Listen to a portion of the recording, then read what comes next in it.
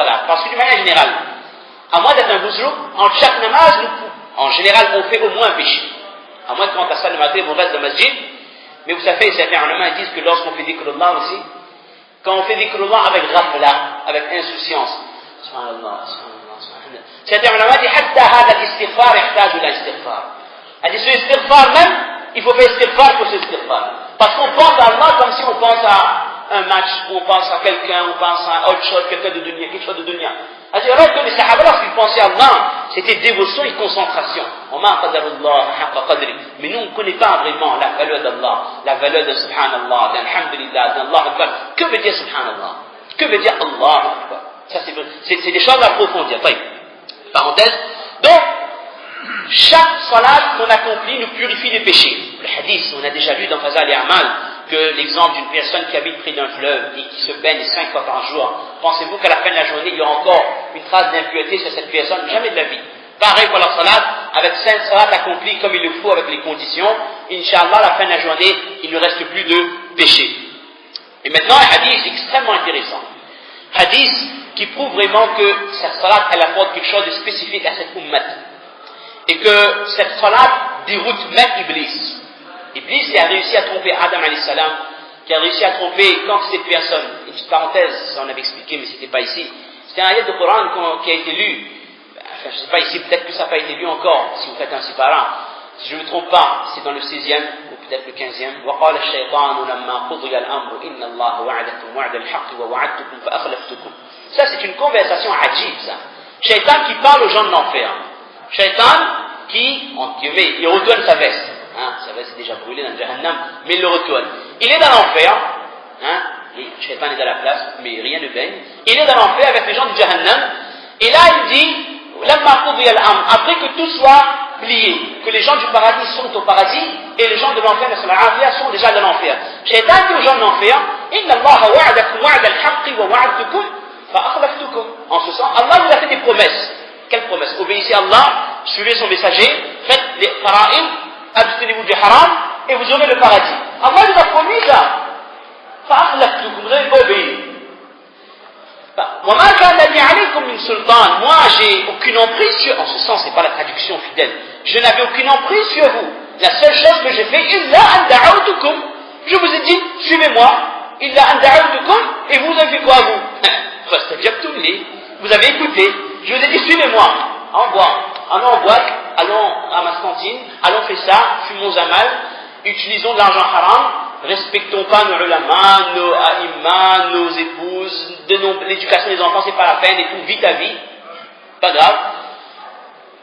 Fastajabtumli, et vous avez écouté, vous m'avez écouté, Fastajabtumli.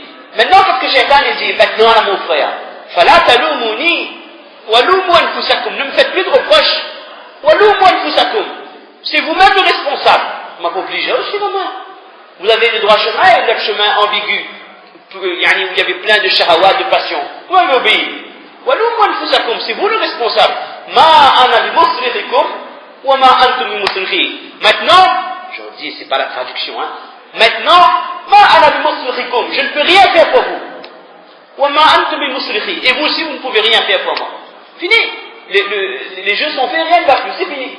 Vous m'avez écouté, je ne vous avais pas obligé de m'écouter. Maintenant, vous êtes avec moi, c'est fini. Moi, je ne peux rien faire pour vous. Ça, c'est ce shaitan qui nous accompagne durant toute notre vie, qui nous donne plaisir dans les shahawat, dans le haram. On aime ça. On aime ce shaitan-là qui nous donne maja, qui nous donne ladza, shahawat, hawa, tout ça. Mais là-haut, tu n'es plus. Fini. Shaitan dit, moi, ma mission c'était ça. Lorsqu'Allah m'a chassé du ciel, j'ai demandé à Allah un maw'id. Un maw'id, un délai jusqu'à la résurrection. Et Allah a accordé. Allah n'a pas exaucé le doigt du shaitan. Allah il a créé à l'origine Iblis dans cet objectif qu'un jour il deviendrait fitna pour l'humanité. Pour voir qui obéit à Allah, qui obéit ses shahawat. D'accord? Si on était trop simple, tout le monde va dans le paradis. Vous avez entendu toute la chanson? On ira tous au paradis. Ça j'entends dans Carrefour Coran. J'écoute pas la musique. Mais par exemple, j'écoute ça, ça me fait sourire.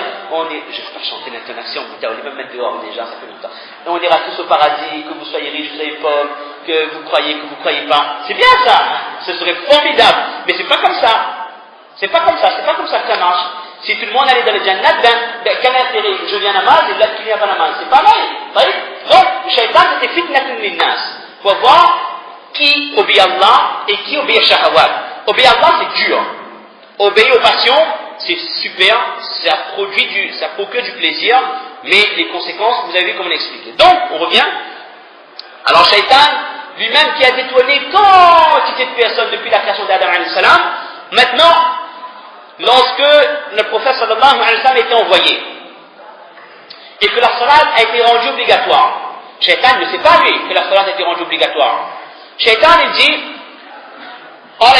Shaitan, il dit à les personnes qui sont avec lui, ses subordonnés, les généraux, les colonels, il y en a tout, il y a beaucoup, min al-ins wal jinn.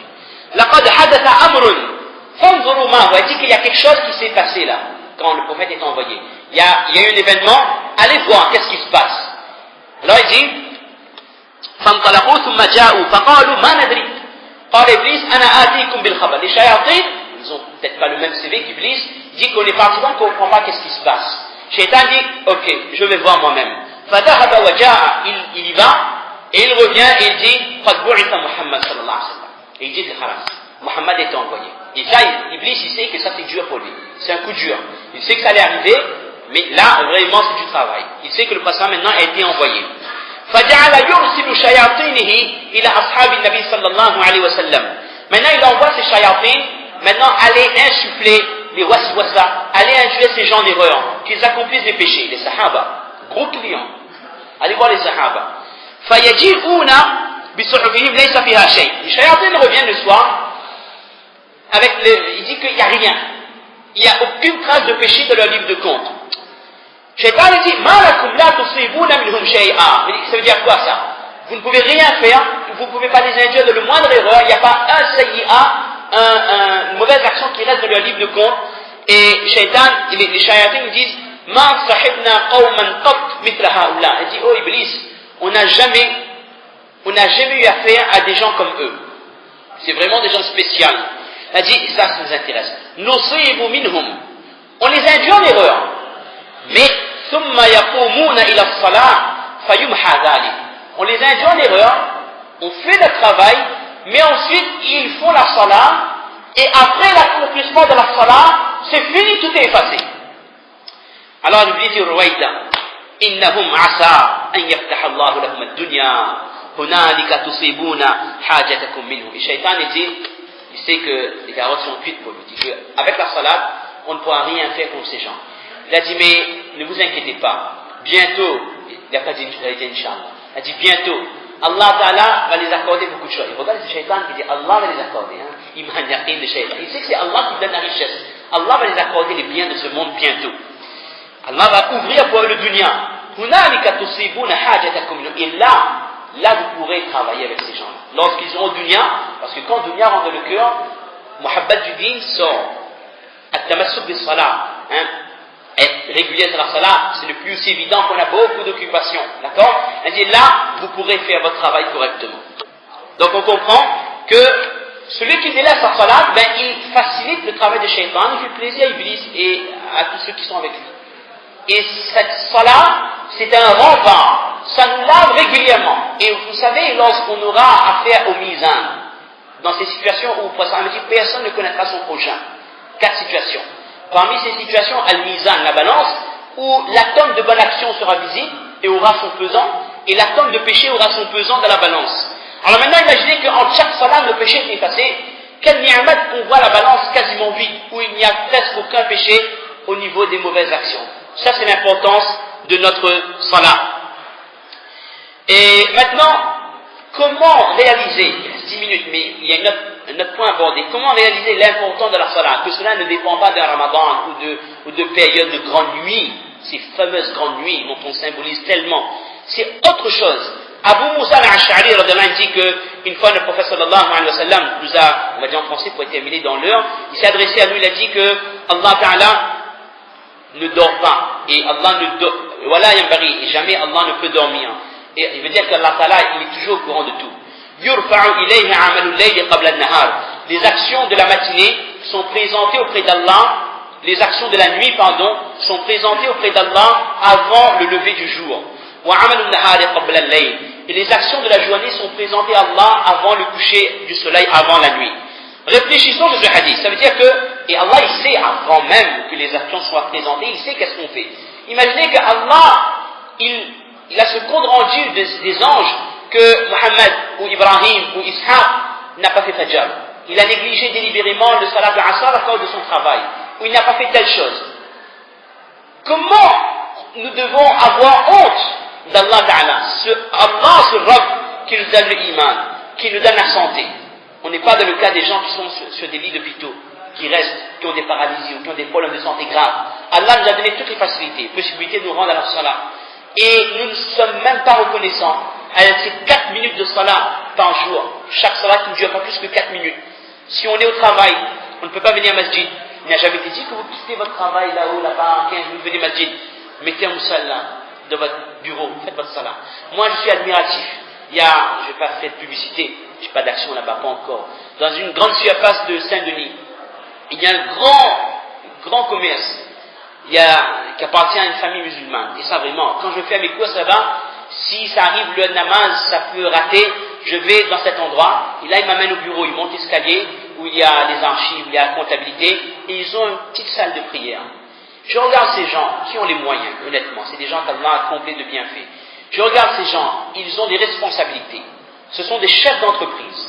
Mais ils ne ratent jamais le salat, je dis franchement. Et je dis à ces gens-là que ce que vous faites, je me demande si votre sacrifice n'est pas plus grand que le mien. Nous, on est alim, on essaye, on fait avec. On enseigne les enfants. On est dans le bi'a, on est dans l'ambiance de din. On est soit masjid, soit madrasa. La fait namaz, pour nous, c'est normal. Mais vous êtes dans le dunya de 8h à midi, de 14h à 18h. Et malgré ça, vous tirez un temps pour l'adoration d'Allah. Mais ce sacrifice pour Allah, c'est énorme. Ça, c'est quelque chose d'exceptionnel. Si on ne peut pas venir à la masjid, on fait dans notre bureau. Même si, d'accord, dans certains kitabs, il dit qu'il ne faut pas faire des jamals isolément dans les... D'accord, je suis d'accord avec vous. Mais ça, dans un cas où vous habitez en Arabie Saoudite, où vous habitez dans un pays musulman, vous avez une masjid chaque coin de rue. Mais si la masjid a un quart d'heure avec des embouteillages, vous ne pouvez pas vous rendre, de toute façon, on ne vous laisse pas sortir. Mais 4 minutes, pause déjeuner ou autre chose, n'importe qui peut faire sa salade dans son bureau. Donc, on doit avoir cet espoir que lorsqu'Allah Ta'ala aura le compte rendu tous les jours de nos a'mal, alors Allah soit fier de nous. فَيَنْظُرُ اللَّهُ إِلَىٰ تَنَافُسِكُمْ فِيهِ وَيُبَاهِي بِكُمْ مَلَائِكَةً فَأَرُوا اللَّهَ مِنْ أَنفُسِكُمْ خَيْرًا. Il dit, montrez Allah tout le bien qu'il y a. Montrez Allah tout le bien qu'il y a en vous. Et lorsque les anges, un autre hadith rapporté par Bukhari et Muslim, c'est pas des histoires, c'est rapporté par Muttafaqun alayh, et Allah Ta'ala demande aux anges, lorsque vous avez été voir mes serviteurs, en ce sens, qu'est-ce qu'ils faisaient? Et là, les anges disent, Attaynahum wa hum yusallun, wa taraknahum wa hum yusallun.